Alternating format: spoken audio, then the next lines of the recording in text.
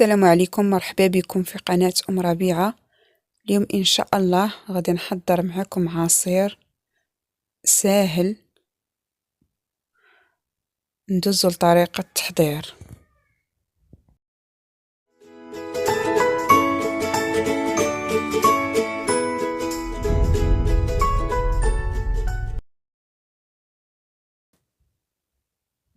عندي الكيوي، عندي التفاح، وعندي الليمون، وعندي البنان.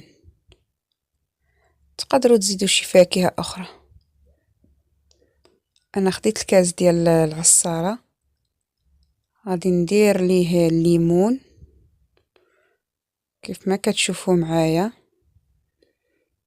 غادي نضيف التفاح اللي نقيته وقطعته طريفات، كذلك الكيوي حتى هو قطعته، وغادي نضيف البنان حتى هو. اي فاكهة عندكم تقدروا تديروها، الاختيار كيبقى ليكم، يعني ماشي شي حاجة صعيبة، ساهل كيف ما كتشوفوا معايا. من بعد غادي نضيف ليه معلقة كبيرة ديال العسل، تقدروا ديروا سنيدة يعني باش تحليو العصير. انا درت غير العسل. من بعد غادي نضيف ليه الماء، غير شوية ماشي بزاف، يعني الليمون كيطلق الماء.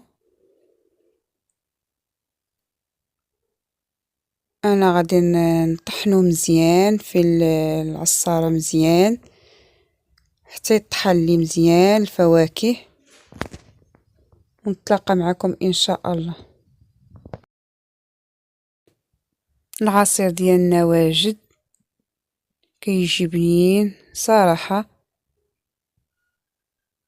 بالصحة والراحة.